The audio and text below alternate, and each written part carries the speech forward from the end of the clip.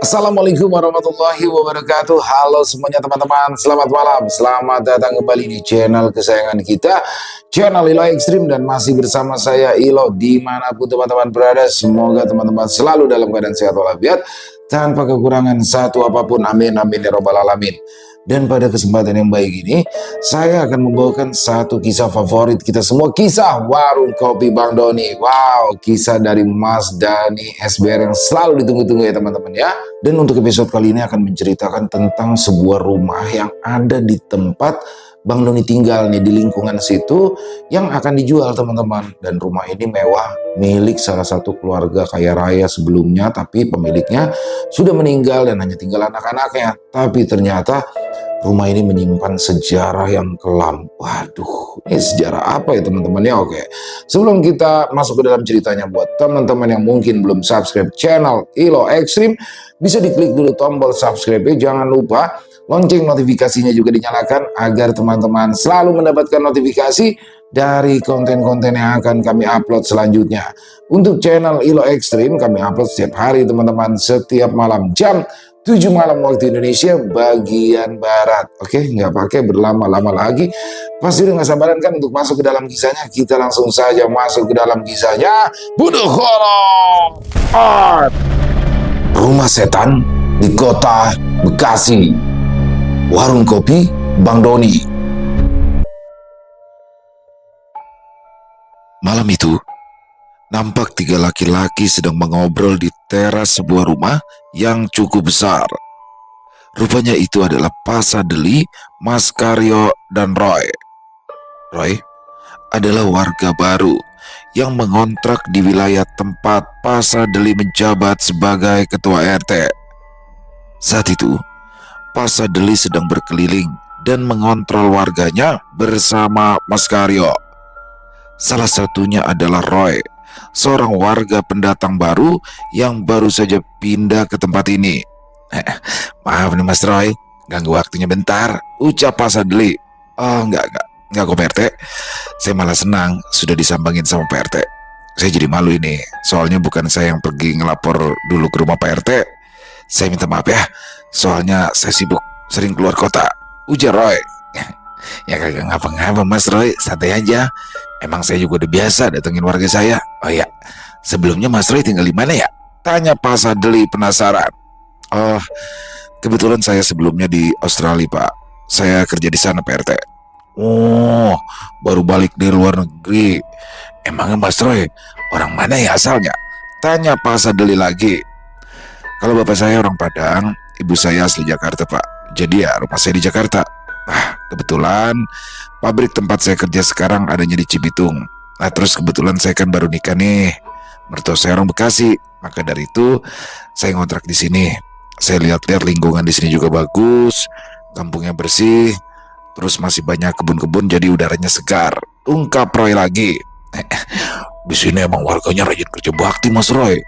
Alhamdulillah, di sini juga aman. Soalnya mah di sini dulunya dikenalnya kampung Jawara. Jadi orang kagak ada yang berani macem-macem di mari, sahut Pak Sadeli. Gitu ya Pak.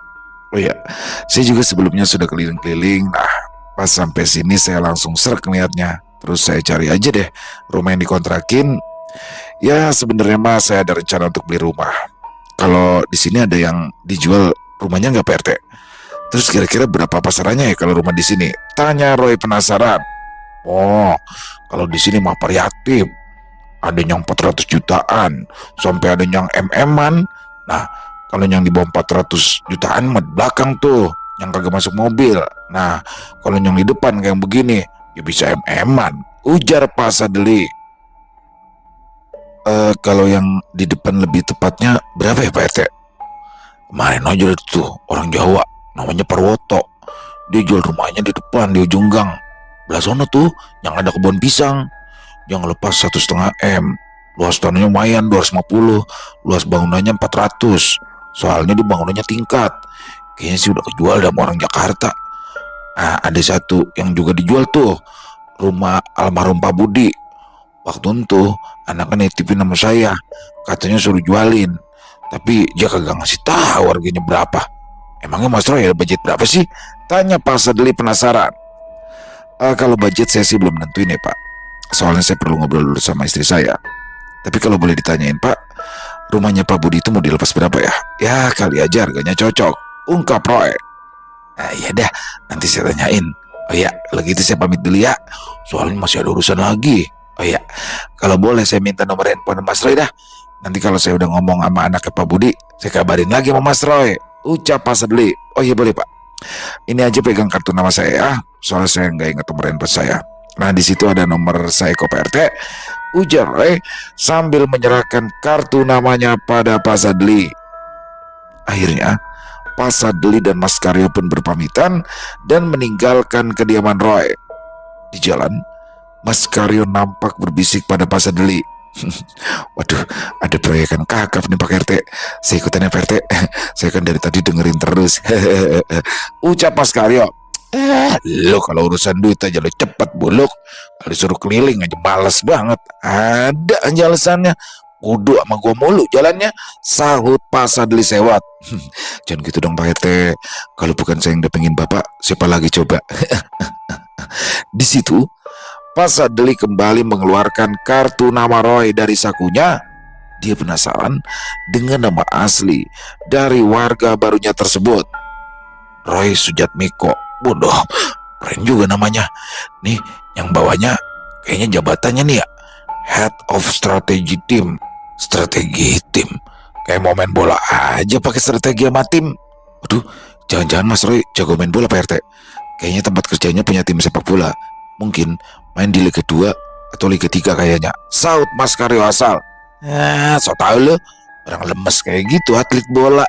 Ngadi-ngadi aja lo buluk. Ucap Pak Sadli sewot lagi. Beberapa hari kemudian, Pak Sadli berhasil menghubungi anak dari almarhum Pak Budi yang bernama Gio. Di situ, Pak Sadli bertanya mengenai rumah miliknya.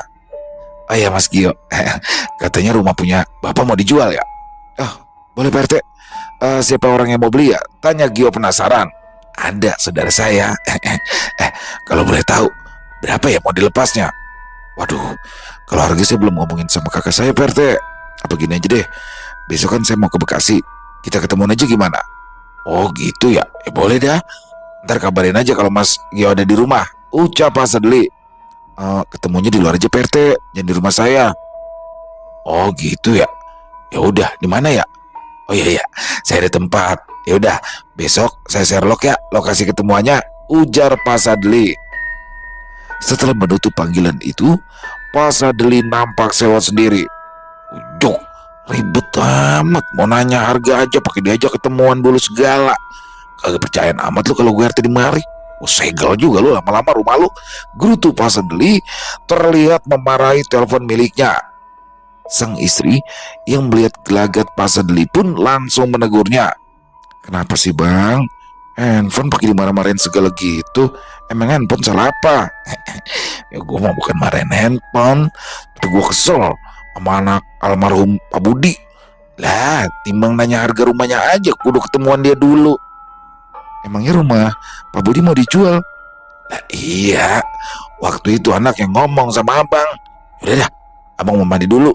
Doain aja, mudah-mudahan gol. Ucap Pak Sadli disusul anggukan dari istrinya. Keesokan harinya, Pak Sadli dan Mas Karyo pun janjian bertemu dengan Gio di kafe warung kopi Bang Doni. Saat sudah berada di sana, Pak Sadli dan Mas Karyo nampak menunggu dengan sabar kedatangan Gio. RT, anaknya Pak Budi mau datang jam berapa ya katanya? Tanya Mas Karyo. Jam 8. Jawab Pak Sadli singkat. Lah, ini kan udah jam 8 Pak RT. Ya berarti dia telat. Pakai nanya lagi lu, suek mati si Gio. Timbang mau nanya harga rumahnya aja pakai ribet banget kayak begini. Tidak berselang lama, handphone Pak Sadli pun berdering. Rupanya itu adalah Gio yang memberitahu jika dirinya telah berada di lokasi janjian. Kemudian mereka pun bertemu dan Pak Sadli menawarkan Gio kopi. Mas Gio, mau minum apa nih? Kopi ya, kopi. Waduh, saya nggak ngopi ya Pak. Saya jus aja deh. Jawab Gio. Jus. Jus apa ya? Tanya Pak Sadli lagi. Waduh, jus apa ya? Saya ini tidak boleh yang manis-manis Pak RT. Jus mengkudu ada nggak Pak? Jus mengkudu, pacek. Lah itu mah jusnya orang sakit. Ya kagak ada di sini, Mbak. Saut Pak Sadli kesal. Ya udah deh, saya air putih aja, Pak, ucap Gio. Di situ Pak Sadli menyuruh Mas Karyo untuk memesankan air putih untuk Gio. Gimana Mas Gio? Macet di jalan? Oh ya, Mas Gio tinggal di mana sih? Tanya Pak Sadli berbahasa basi. Saya tinggal di Pondok Gede, Pak RT. Saya ngontrak di sana. Nah, tadi ada kondangan ke nikahan teman saya di Pulau Kapal. Makanya saya bisa ke sini, ungkap Gio. Oh begitu. Lah, Mas Gio pan punya rumah. Apain pakai ngontrak segala? Di situ, Gio nampak terdiam sebentar, seperti ada sesuatu yang ditutup-tutupi olehnya. Namun dengan segera ia menjawab pertanyaan Pak Sadli. Pak RT, itu kan bukan rumah saya, tapi rumah warisan. Saya kan masih punya kakak. Kebetulan kantor saya juga di UKI, Jakarta. Jadi kontrakan saya yang sekarang itu lebih dekat ke kantor. Oh gitu. Ya, Mas Gio udah nikah apa belum sih? Udah Pak RT, anak saya udah 2. Iya, soalnya dulu pas bapak Mas Gio, Pak Budi masih ada, Mas Gio mah jarang kelihatan. Iya Pak, dulu saya nggak tinggal sama bapak. Pas ibu meninggal saya tinggal sama budi saya Pak di Jawa. Oh iya, ngomong-ngomong, nama asli Mas Gio siapa ya? Kalau boleh tahu ini mah, tanya Pak Sadli penasaran. Pak, nama asli saya Margiono, tapi biasa dipanggil Gio. Jawab Gio. Mendengar itu, Pak Sadli sedikit menahan tawa. Bagaimana tidak?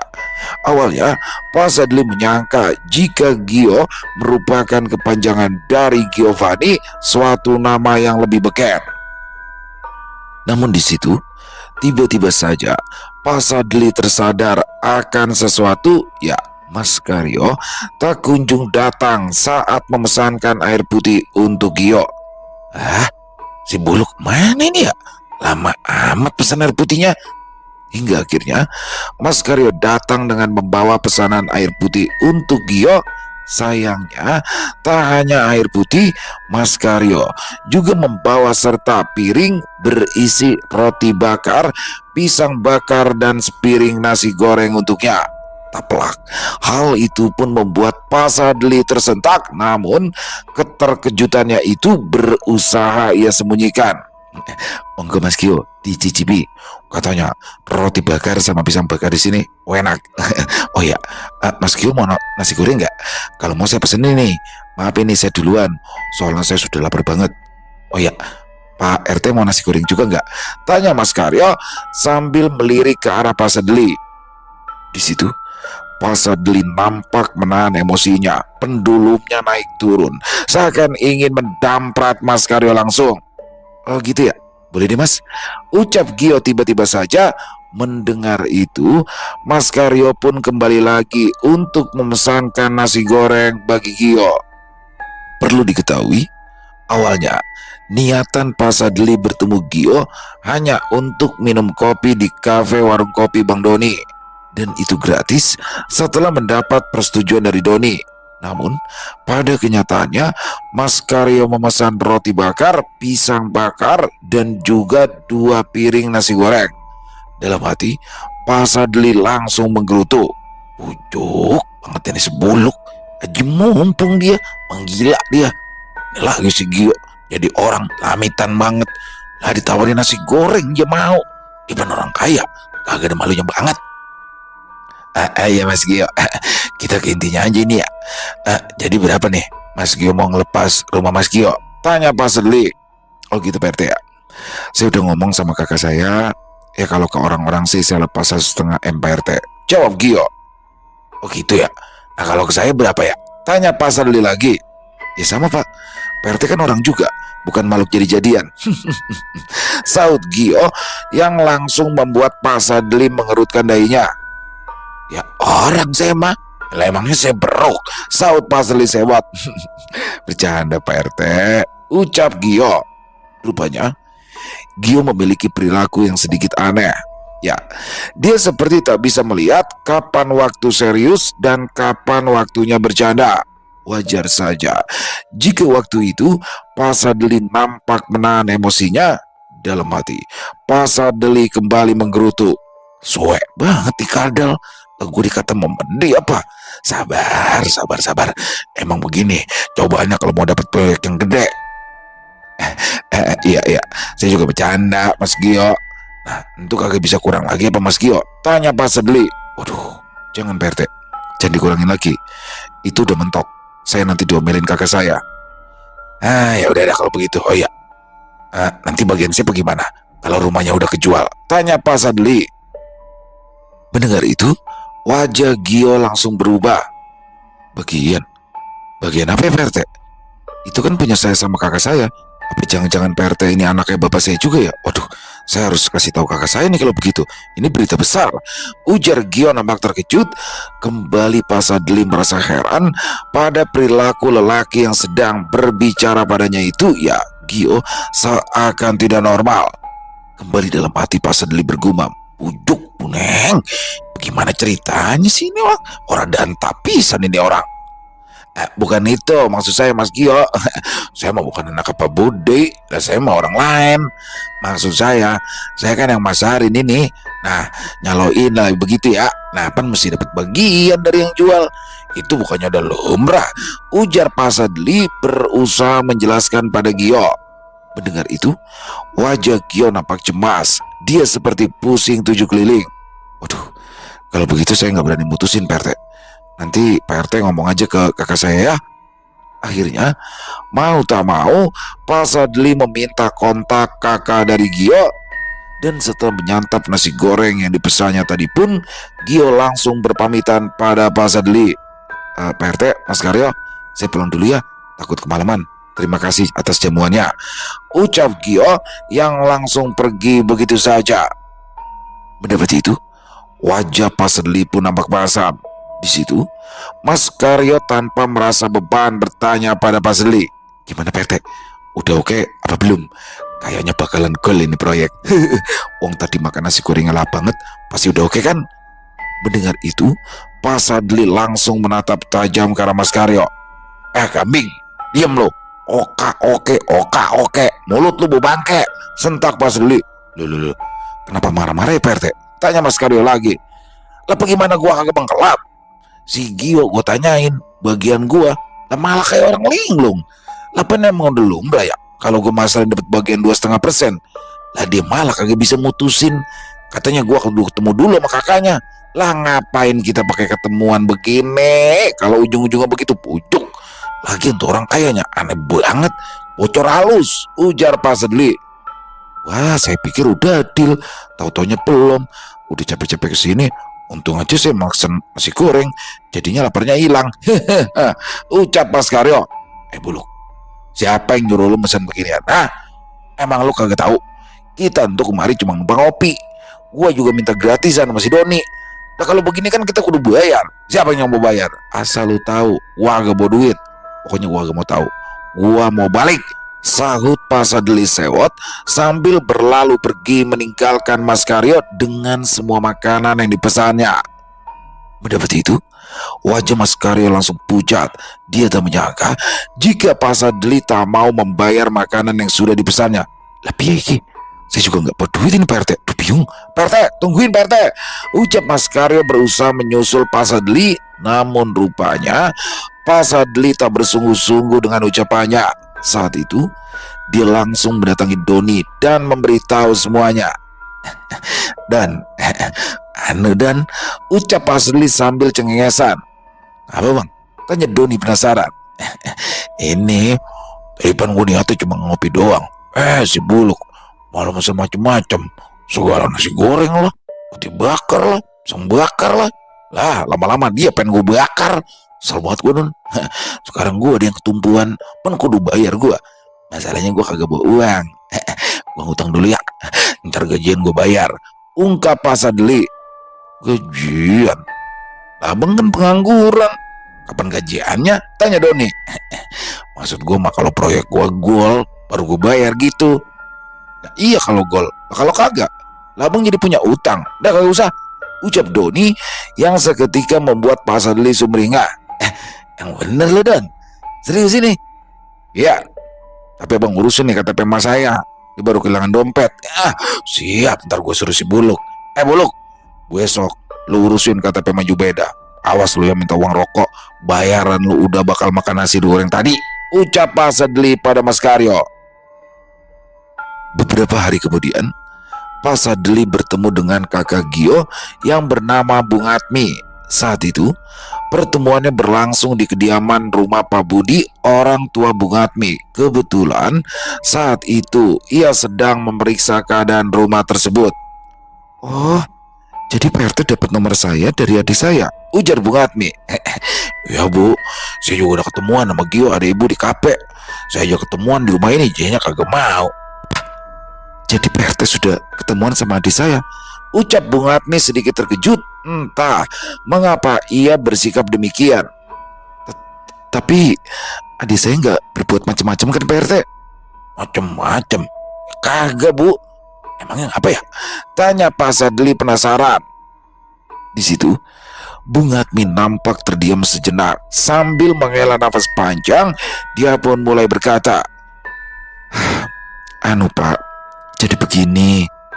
Sebelumnya saya mau minta maaf atas nama adik saya. Sebenarnya dia itu agak terganggu jiwanya. Jadi ya terkadang perilakunya suka aneh-aneh. Tapi sehari-harinya dia normal kok Pak. Makanya saya nggak perlu ngawasin dia setiap saat. Tapi untuk yang belum kenal dia, pasti akan menganggap dia orang aneh, ungkap Bung Atmi membicarakan Gio panjang lebar pada Pak Sadli. Mendengar itu, dalam hati Pak Sadli bergumam, bujung, lah pantas saja. Udah nyangka ini mah, si Gio pasti bocor halus. Namun, hal itu tak diungkapkan oleh Pak Sadli. Aman itu Bambu, saya pas ketemu sama dia, agak ada kejadian apa-apa. Tapi, kata dia juga ngontrak sama istri sama anaknya. Ngontrak? Anak istri? Waduh, pasti si Gio bohong lagi nih. Dia itu belum nikah Pak RT. Dia itu tinggalnya sama saya. Maaf ya Pak, kalau Bapak udah dibohongin sama Gio, ujar Bung Atmi merasa tak enak pada Pak Sadli. Gitu ya Bu, kagak ngapa-ngapa Bu. Oh iya, jadi begini Bu, langsung ke intinya aja ya. Kata si Gio Pan, rumah ini mau dijual ya. Mendengar kata-kata itu, Bung Atmi pun langsung terkejut. Rupanya kabar tentang rumah Pak Budi yang akan dijual itu tidaklah benar. Hal itu lagi-lagi akibat ulah dari Gio. Aduh, maaf ya Pak RT. Sekali lagi saya minta maaf. Sebenarnya rumah bapak saya itu belum ada niatan untuk dijual, ujar Bung Atmi tak pelak. Pak Sadli pun tersentak mendapati kenyataan tersebut. Waduh, berarti saya dibohongin lagi dong sama Gio, ucap Pak Sadli yang mulai merasa kesal dan tak bisa lagi menyembunyikan perasaannya tersebut. Bung Atmi pun meminta maaf pada Pak Sadli atas ulah adiknya tersebut. Tapi apa kagak dijual aja Bu? Pan rumah ini juga udah kagak ditempatin, dikontrakin juga kagak. Sayang Bu, rayu Pak Sadli lagi pada Bung Atmi.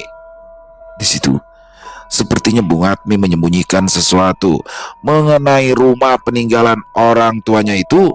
Namun, karena terdesak oleh pertanyaan Pak Sadli, ia akhirnya mengakui rahasia yang terpendam selama ini. Jadi begini Pak RT, sebenarnya rumah bapak saya ini angker. Dulu, setelah ibu saya meninggal, rumah ini langsung berbeda. Saya waktu itu kan masih kuliah di Jogja.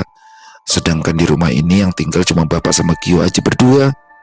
Waktu itu Gio masih kecil, dia masih normal kayak anak-anak yang lain. Tapi suatu saat, katanya dia itu didatangi makhluk halus, sampai ingin dibawa pergi gak tahu kemana. Untungnya ada bapak. Kata bapak, Gio waktu itu kejang-kejang. Tapi kata Gio, dia itu dibawa makhluk halus. Nah, sejak kejadian itu Gio langsung berubah. Terus, dia itu gak mau tinggal di rumah ini lagi. Makanya sampai sekarang dia gak mau ke rumah ini lagi.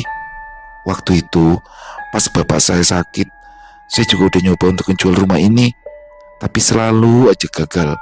Ada saja kejadian yang terjadi, dan itu menimpa orang yang mau membeli rumah ini. Ada yang sakit, ada yang keluarganya kecelakaan, bahkan ada pembeli yang langsung meninggal pas mau ngasih DP untuk membeli rumah ini. Makanya saya kapok Pak RT. Saya nggak mau lagi hal-hal buruk menimpa orang lain. Saya juga bingung mau diapakan rumah ini. Soalnya nggak ada lagi yang mau tinggal di sini. Tutur Bung Atmi panjang lebar. Mendengar itu, Pak Sadli pun nampak terbenung. Namun, seketika dia langsung teringat akan sosok Gembul yang biasa menangani hal-hal mistis dan sejenisnya. Oh, jadi masalah goib. Gini aja Bu, nih kalau saya bisa ngusir setan yang ada di rumah ini, Ibu mau jual rumahnya kagak? Tanya Pak Sadli. Ya tentu mau Pak, tapi emang bener ada orang yang bisa ngusir makhluk halus di rumah saya. Soalnya sebelumnya saya itu udah manggil orang dari mana-mana, tapi nggak berhasil. Ujar Bung Atmi berharap. Tenang aja Bu, teman saya mau udah kelas berat nanganin masalah beginian. Pokoknya rebes dah. Kalau Ibu setuju, nanti kunci rumah titipin aja sama saya. Ucap Pak Sadli penuh percaya diri. Mendapat itu, Bung Atmi pun langsung setuju dan langsung memberikan kunci rumah itu. Namun, di situ Pak Sadli kembali berkata, tapi sebelumnya minta maaf ini Bung Atmi, saya pan nyuruh orang ya. Pas mah saya pan kudu nyuguhin kopi, makan, ongkos. Jadi bisa kagak nih ada ongkos jalannya? Maaf ini mah Bu. Oh, kalau masalah itu jangan khawatir. Saya mau kasih kok. Nih, Pak RT pegang dulu uang 1 juta. Nanti kalau berhasil saya kasih sisanya. Ucap Bung Atmi yang langsung membuat mata Pak Sadli berbinar-binar. Keesokan harinya, pagi-pagi sekali, Pak Sadli menyambangi rumah Doni. Dia yakin jika saat itu Gembul sedang sarapan nasi uduk buatan Mas Zubaida.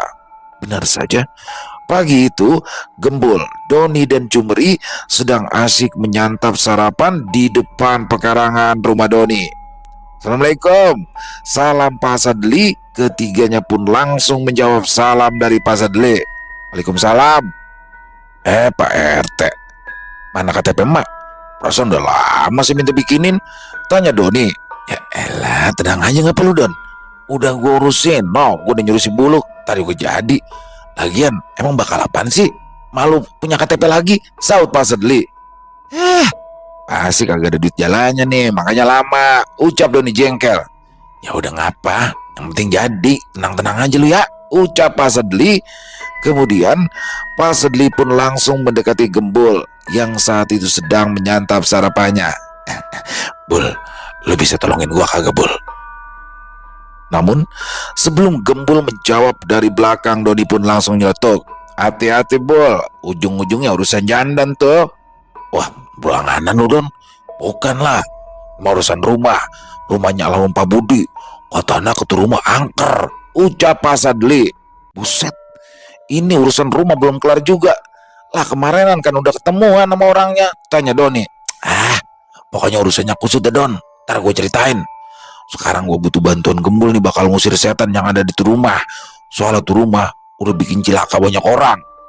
Bikin celaka? Bagaimana ceritanya? Tanya Doni lagi. Ya elah lu, nanya mulu kayak pembantu baru. Jadi orang yang mau beli tuh rumah pasti celaka Don. Itu mah kata Bung Atmi anaknya. Makanya dia agak jual-jual tuh rumah sampai sekarang. Nah, kata dia, kalau setan yang ada di rumahnya berhasil diusir, baru dah dia mau jual rumahnya. Oh, begono, saut Doni. Bul, bagaimana? Lu bisa nolongin gua kagak? Tenang aja, ada uang rokoknya ini mah. Ucap Pak Sadli berusaha merayu Gembul. Oh, tapi saya nggak ngerokok kan Pak RT. Saut Gembul polos. Elah, lah uang apaan kek? Lu beliin seblak juga ngapa-ngapa. Rempong amat lu. Ujar Pak Sadli sewot. Insya Allah Pak RT. Tapi kalau besok saya nggak bisa, saya masuk siang. Lusa saya mau jalan sama Is. Lusanya lagi ada stok opname di KP. Ucap Gembul. Lu bujuk. Sibuk amat lo rumahnya. Lah terus lu bisanya kapan Bul? Dah. Saut Pak Sadli mulai frustasi. Sekarang aja Pak RT. Sekarang saya masuk pagi, nanti malam saya bisa. Ucap Gembul. Astagfirullah. Ya lu ngomong apa kalau sekarang bisa? Ngapa lu ngomong ke lusa-lusa segala? Ya lama-lama gue gede juga lu Bul. Yaudah ya, gue tunggu ntar malam. Sekarang gue balik dulu. Ujar Pak Sadli. Lah kagak sarapan dulu bang? Tanya Doni. Gue lagi diet, perut gue udah buncit. Cih, belagu bener pakai diet segala. Cuma cacingan, bukan kegemukan. Ledek Doni. Malam harinya, di kediaman Pak Sadli. Saat itu, Pak Sadli dan Mas Karyo nampak menunggu cemas. Rupanya, Gembul ada keperluan mendadak, sehingga ia tidak bisa datang tepat waktu. Ya elah si Gembul, ada aja pakai acara mendadak segala, ujar Pak Sadli sewot. Emangnya si Gembul kemana dulu Pak RT? Tanya Mas Karyo penasaran. Dia jemput pacara dulu. Lah ada aja. Oh iya Pak RT, saya mau nanya, kenapa Pak RT ngajak-ajak si Gembul untuk proyek ini? Kan nanti bagian kita jadi sedikit. Tanya Mas Karyo lagi. Rupanya di situ Pak Sadli belum menceritakan situasi yang sebenarnya terjadi pada Mas Karyo. Buluk, lu mendingan diem aja dah. Lu taunya tuh rumah bakal kejual. Yaudah, lu mendingan nunggu di rumahnya Pak Budi. Sekarang bersih-bersih, gua mau makan dulu. Lagian lu kalau lama-lama di mari, rokok gua habis, lu comotin mulu, ujar Pak Sadli. Loh, saya nggak diajak makan ya Pak RT. Bujuk, ngelunjak banget lu ya. Udah syukur masih gua ajak buat proyek ini. Asal lu tahu aja ya, ini proyek belum ngasilin, tapi rokok gua udah berbungkus-bungkus lumbat. Belum juga kopinya, saut Pak Sadli sewot. Ya maaf Pak RT, saya udah deh, saya ke rumahnya Pak Budi dulu. Saya nunggu di sana aja ya, tapi jangan lama-lama Pak RT, ucap Mas Karyo.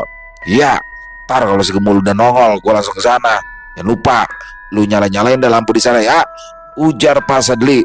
Siap komandan, sahut Mas Karyo sigap. Kemudian Mas Karyo pun pergi menuju rumah Pak Budi seorang diri tanpa mengetahui situasi sebenarnya. Ya, Mas Karyo belum mengetahui jika rumah tersebut cukup angker. Tak berselang lama, ia pun tiba di depan rumah yang ukurannya lumayan besar. Pagar besinya menjulang tinggi, menutupi sebagian bangunan dan taman rimbun di dalamnya. Daun-daun tampak menggantung layu, menandakan jika taman itu sudah tak pernah tersentuh tangan manusia sejak lama. Setelah membuka gembok pagar yang berjit panjang, Mas Karyo melangkah masuk. Rumah itu tampak gelap gulita, hanya lampu teras yang menyala redup sengaja dibiarkan hidup. Cahayanya kuning pucat, memantul lemah di lantai keramik yang sudah kusam. Gede juga ya rumahnya, gumam Mas Karyo. Begitu pintu utama dibuka, udara dingin langsung terasa. Bukan dingin malam biasa, melainkan dingin yang membuat tubuh Mas Karyo sedikit menggigil. Bau lembab bercampur aroma kayu langsung tercium. Suara langkah kakinya terdengar jelas dan bergema karena rumah itu terlalu sepi. Dalamnya bagus juga ya, kirain mau udah kosong, masih banyak perabotan gini ya, ucap Mas Karyo heran. Di dalam, perabotan rumah masih tertata rapi, seolah pemiliknya baru saja pergi. Sofa berwarna coklat berada di ruang tamu. Sebuah lemari kayu besar berdiri di sudut ruangan. Meja makan yang terbuat dari kaca di ruang tengah, dan sebuah foto keluarga tergantung miring di dinding dengan kaca yang sudah retak. Tatapan Pak Budi di dalam foto itu membuat Mas Karyo merasa tidak nyaman. Pak Budi kok ngeliatinnya kayak begitu ya, bikin saya takut aja. Saklar lampunya mana ini, ucap Mas Karyo lagi, berusaha menghilangkan suasana sepi saat itu. Setelah berhasil menemukan saklar lampunya, Mas Karyo pun menyalakan lampu ruang tamu satu persatu. Lampu sempat berkedip sebelum akhirnya menyala, menciptakan bayangan di dinding yang terlihat aneh dan bergerak mengikuti cahaya. Saat ia berjalan ke arah lorong rumah, terdengar suara pelan, seperti sesuatu yang terseret. Mas Karyo berhenti. Dia tidak yakin suara itu berasal dari lantai atas atau dari salah satu kamar yang pintunya tertutup. Tak lama kemudian, angin malam masuk begitu saja, membuat tirai bergoyang pelan meski jendela masih tertutup rapat. Mas Karyo menelan ludah. Ia mulai merasa tidak tenang dan menyadari bahwa datang ke rumah ini seorang diri mungkin bukanlah keputusan yang baik. Waduh, kok saya jadi merinding gini ya? Padahal lampu udah dinyalain semua. kenapa ini ya? Apa balik aja lagi ya ke rumah Pak RT? Tapi nanti saya domelin lagi sama Pak RT. Bahaya. Ntar saya nggak diajak ngobjek lagi. Mendingan nyalain TV aja deh biar nggak sepi. Iya. Tapi apa pasti nyalain TV-nya ya? Di situ, Mas Karyo mencoba menyalakan televisi yang berada di ruang tengah. Ia sedikit lega ketika layar televisi menyala tanpa kendala. Mas Karyo lalu duduk di kursi yang menghadap langsung ke televisi. Perlahan, keheningan yang sejak tadi menyelimuti rumah itu mulai tergantikan oleh suara dari layar kaca. Beberapa menit berlalu, rasa tegang sedikit berkurang. Namun karena bosan, Mas Karyo pun mulai mengganti-ganti saluran televisi, mencari acara yang bisa mengalihkan pikirannya. Jadinya menekan tombol remote berkali-kali hingga tiba-tiba ia berhenti.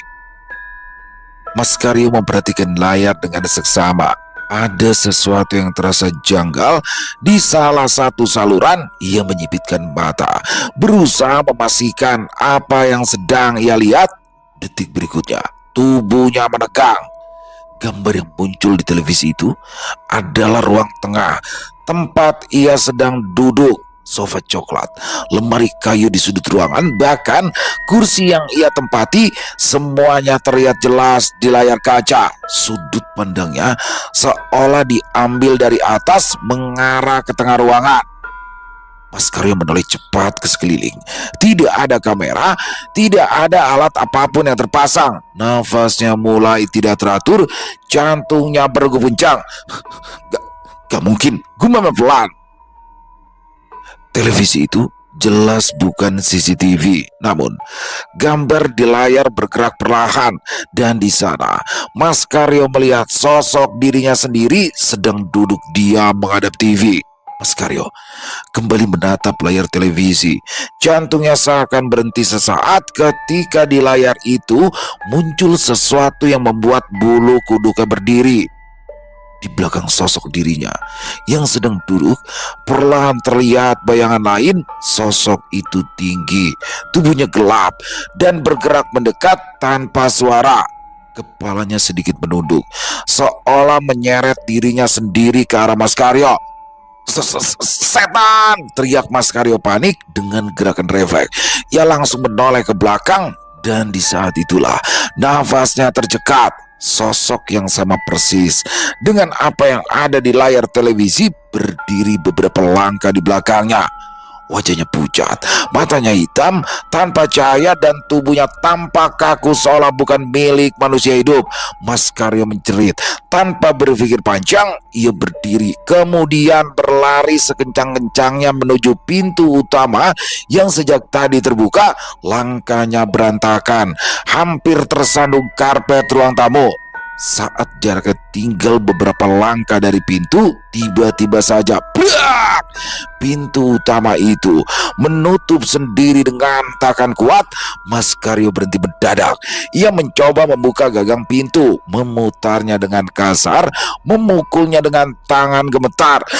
Buka, tolong bukain pintunya, tolong. Namun pintu itu tidak bergerak sedikit pun, seolah terkunci dari luar. Nafasnya tersengal, keringat dingin mengalir di pelipisnya. Mas Karyo menelan ludah, menyadari satu hal yang membuat dadanya semakin terasa sesak. Dia kini terjebak di dalam rumah almarhum Pak Budi bersama sesuatu yang bukan manusia. Anehnya, suara teriakan Mas Karyo seakan tak terdengar dari luar, seakan-akan rumah tersebut memiliki peredam gaib di dalamnya. Sementara itu, di kediaman Pak Sadli, Gembul pun telah sampai. Assalamualaikum Pak RT. Salam Gembul. Waalaikumsalam, saut Pak Sadli. Dah lama amat lu Bul. Macet Pak RT. Yaudah, kita ke rumahnya Pak Budi sekarang aja Bul. Takut malaman. Si Karyo juga udah nunggu lama soalnya di sana, ucap Pak Sadli. Kemudian keduanya pun langsung meluncur ke tempat yang dimaksud. Sesampai di sana, Pak Sadli langsung berkata, "Ujuk deh si buluk. Kenapa pakai ditutup segala sih pintunya? Awas aja kalau dia macem-macem. Kalau ada yang hilang barang-barangnya, dia gua sangkain. Ketika membuka pintu, Pak Sadli pun langsung dikejutkan oleh Mas Karyo yang tiba-tiba saja menabraknya. Astagfirullahaladzim. Tak pelak, keduanya pun langsung tersungkur ke bawah, di mana saat itu Mas Karyo menindih tubuh Pak Sadli yang berada di bawahnya. Dengan wajah pucat, Mas Karyo berkata, Alhamdulillah, Alhamdulillah Gusti. Sambil menahan berat tubuh Mas Karyo, Pak Sadli menyentak, weh buluk, samber geledek lu. Apaan sih lu? Berdiri kagak lu? Berdiri, berat. Mas Karyo segera berdiri, tubuhnya gemetar, nafasnya tersengal-sengal. Dengan suara terbata, ia menceritakan semua yang dialaminya. Ada setan Pak RT dalam rumah. Rumah ini angker Pak RT. Mending kita pergi dari sini Pak RT. Saat itu Gembul terdiam. Bulu kuduknya meremang sejak menginjakan kaki di halaman rumah ini. Dia sudah merasakan sesuatu yang tidak beres. Udara terasa berbeda dan dadanya seperti ditekan. Tanpa menunggu perintah siapapun, Gembul melangkah masuk ke dalam rumah. Matanya menyapu setiap sudut rumah. Di ruang tengah itu, Gembul merasa jauh lebih dingin. Lampu-lampu tiba-tiba meredup dan televisi yang semula mati kembali menyala, menampilkan layar penuh semut. Dari arah lorong terdengar suara langkah berat. Perlahan sebuah sosok muncul. Tubuhnya besar, hitam legam, kulitnya seperti terbakar. Dengan mata merah menyala, bau anyir langsung memenuhi ruangan. Makhluk itu berdiri tegak, menatap lurus ke arah Gembul. Gembul menghela nafas panjang. Ini jadi biang keroknya, gumamnya. Makhluk itu mengeluarkan geraman, menandakan marah atas kehadiran Gembul. Perlahan, sosok hitam itu melangkah, maju satu langkah. Lantai rumah bergetar pelan, membuat udara di sekitarnya terasa semakin berat. Siapa kon? Hardik Gembul dengan suara lantang. Kenapa ganggu di sini? Rumah ini milik majikanku, jawab suara berat yang terdengar bukan dari mulut makhluk itu, melainkan seperti langsung menembus ke dalam kepala. Tidak ada yang berhak memilikinya selain majikanku. Gembul mengangguk pelan, tatapannya tetap tajam. Majikannya yang mana? Tanyanya tegas. Sesaat makhluk itu terdiam, kemudian bayangan hitam di sekeliling tubuhnya bergejolak. Pak Budi dan istrinya, jawab suara itu akhirnya. Mereka telah mengikat perjanjian pesugihan denganku. Kekayaan yang mereka miliki bukanlah tanpa syarat. Gembul mendengarkan tanpa memotong. Perjanjian itu harus diteruskan, diturunkan kepada anak dan cucu mereka. Namun majikanku mengingkari janji. Mereka mati tanpa meneruskan perjanjian itu. Nada suara makhluk itu berubah, penuh dengan amarah. Karena itulah aku murka. Gembul menarik nafas panjang, dan kini semuanya menjadi jelas. Bukan rumah itu yang salah, melainkan perjanjian lama yang dihianati dan kemarahan yang belum menemukan penutupnya. Mereka kan sudah nggak ada. Sekarang minggat kon, sentak Gembul pada makhluk mengerikan tersebut. Siapa kau berani memerintahku? Makhluk itu mengaum keras. Meja makan yang terbuat dari kaca itu pun langsung pecah dan lampu di dalam rumah padam satu persatu. Gembul berdiri tegak, tak bergeser sedikit pun dari gerak bibirnya. Terlihat ia sedang melafazkan sesuatu, doa-doa yang dilantunkan dengan pelan dan hikmat. Dalam sekejap, Gembul menarik makhluk itu ke alam gaib. Di tempat itu, keduanya langsung berhadapan tanpa penghalang apapun. Ruang kosong tak berbentuk, gelap dan sunyi. Mendapati hal tersebut, makhluk itu langsung menyerang Gembul dengan penuh amarah. Namun serangannya seakan membentur sesuatu yang tak terlihat. Sebuah tameng tak kasat mata melindungi tubuh Gembul. Akibatnya makhluk itu terpental keras, terhempas beberapa langkah ke belakang. Gembul mengangkat tangannya. Dari telapak tangannya, kekuatan yang ia miliki dilepaskan. Seketika kilatan petir muncul menyambar ganas, lalu dihantamkan langsung ke arah makhluk tersebut. Benturan keras pun terjadi. Ledakan cahaya menyilaukan disertai percikan api dan dentuman dahsyat mengguncang ruang gaib itu. Suara arangan panjang terdengar jelas, disusul asap hitam pekat yang perlahan menghilang. Makhluk itu musnah. Suasana mendadak sunyi. Perlahan Gembul tersadar. Ia lalu membuka matanya. Beberapa detik kemudian, rumah Pak Budi kembali hening. Lampu-lampu yang sebelumnya padam kini menyala normal, namun menyisakan banyak pecahan kaca dari meja makan di ruang tengah. Mas Karyo terduduk lemas di lantai. Pak Sadli menelan ludah kasar. Bul, bagaimana Bul? Udah minggat belum tuh setan? Roman-romannya sangar banget tuh setan Bul. Sampai pecah tuh meja kacanya, tanya Pak Sadli cemas. Aman Pak RT, jawab Gembul tenang. Setan udah gak ada. Tapi saran saya, bilangin yang punya rumah buat ngajiin rumahnya ini. Hawanya masih belum enak. Ya deh, ntar gue bilangin sama Bung Atmi, biar jangan adain pengajian di mari. Terus sekarang bagaimana ini? Saud Pak RT. Gimana apanya Pak RT? Tanya Gembul balik. Ya habis ini kita ngapain? Oh, ya bersihin rumah ini Pak RT. Itu kaca-kacanya pecah berantakan di Upin. Jawab Gembul santai. Mendengar itu, Pak Sadli langsung menyuruh Mas Karyo untuk membersihkan kekacauan. Namun Mas Karyo spontan menolak. Ya Allah Pak RT, saya masih trauma Pak RT. Saya hampir dicomot setan barusan Pak RT. Dengkul saya masih gemeter. Kalau tahu begini ceritanya, mending saya nggak ngikut ngobik Pak RT. Pak RT juga nggak ngomong sih kalau rumahnya angker kayak begini. Gerutu Mas Karyo. Buluk, lu jangan ngedumel aja. Lu mau duit apa kagak? Buruan kerjain, jangan sampai gua usir lu dari kampung, bentak Pak Sadli dengan wajah pasrah. Mas Karyo akhirnya menuruti perintah itu. Ya Pak RT sabar, gumamnya lemah. Sambil mengawasi Mas Karyo yang membersihkan rumah itu, Pak Sadli pun bertanya pada Gembul tentang makhluk yang sebelumnya bersemayam di sana.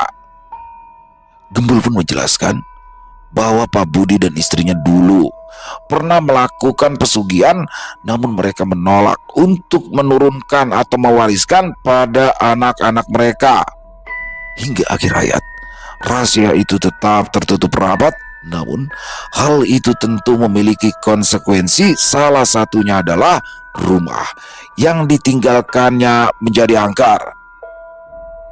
Bung Atmi dan Kio, anak-anak Pak Budi, sama sekali tidak mengetahui hal tersebut. Bahkan sampai rumah itu terjual, mereka pun tetap hidup tanpa tahu kebenaran masa lalu dari orang tua mereka. Gembul juga sudah mengingatkan Pak Sadli agar rahasia itu tetap terjaga demi untuk menjaga nama baik almarhum Pak Budi dan istrinya. Kisah Pak Budi menggambarkan jika semua hal pesugihan tidak akan berakhir dengan bahagia, yang ada hanya meninggalkan duka dan nestapa. Dan seperti semua perjanjian gelap, yang ditinggalkan hanyalah jejak dan peringatan bagi siapapun yang mencoba mencari jalan pintas dalam hidup. Selesai. Wow, luar biasa kisah warung kopi Bang Doni. Waduh, Pak Sadli ini kalau udah Pak Sadli duet sama Karyo udah ngeselin aja. Nih dua-duanya sama-sama culas ya. Yang satu Sadli culas suka ngadalin Doni, yang satunya Karyo ngadalin Sadli, ya sama aja dua-duanya ya kan. Dan di sini sebagaimana Pak Sadli RT, dia ini sering melakukan objek-objek tanah nih, ngobjekin tanah, jual-jual tanah, nyalok ya bahasa kasarnya. Dan pada kali ini dia harus kepentok nih, karena ada satu rumah yang ingin dijual, tapi ternyata rumah itu berhantu. Waduh, udah pertamanya dia dikerjain sama salah satu anak yang rada-rada, yang bocor alus kata dia ya kan. Dan yang kedua di sini dia harus dihadapkan kepada rumah Yang mana di sini Pak Sadili akhirnya meminta bantuan Gembul, tapi ya Gembul keren banget ya, langsung bisa menyelesaikan masalah tanpa meninggalkan masalah, luar biasa. Dan di sini Mas Karyo mendapatkan hadiah atas kelakuannya memesan 2 nasi goreng yang udah bikin Pak Sadili kesel. Akhirnya di sini dia ditakut-takutin tuh sama setan penunggu rumah milik keluarga Pak Budi. Walaupun pada akhirnya berhasil diselamatkan, luar biasa. Kisahnya keren pakai banget buat Mas Dani SBR, jangan pernah bosan, jangan pernah kehilangan semangat untuk menuliskan karya-karya terbarunya karena kisah Warung Kopi Bang Doni selalu dinanti-nanti. Buat teman-teman semoga terhibur ya dengan kisah barusan. Para pecinta penikmat horor misteri, lebih khususnya lagi kepada para subscriber dari channel Ilo Extreme. Buat yang suka dengan videonya bisa diklik tombol like atau tombol jempol, boleh juga dibantu di share ya link videonya ini ke teman-teman yang lain agar juga ikut merasa terhibur. Dan buat teman-teman yang punya pendapat lain, punya komentar lain tentang kisah barusan, silakan bisa menuliskannya di dalam kolom komentar ataupun hanya sekedar saling menyapa, silakan. Insya Allah kami akan menjawab ya satu persatu. Di akhir kata, saya Ilo mengucapkan permohonan maaf apabila mungkin dalam pembawaan kisahnya barusan ada kata-kata saya yang salah ataupun ada kata-kata saya mungkin yang kurang berkenan. Saya mohon dibukakan pintu maaf yang seluas-luasnya. Sampai berjumpa lagi di konten-konten kami selanjutnya yang pasti tidak kalah ngerinya, yang pasti tidak kalah seramnya. Masih bersama saya Ilo di channel Ilo Extreme. Salam sehat, sukses selalu untuk kita semua. Wassalamualaikum warahmatullahi wabarakatuh.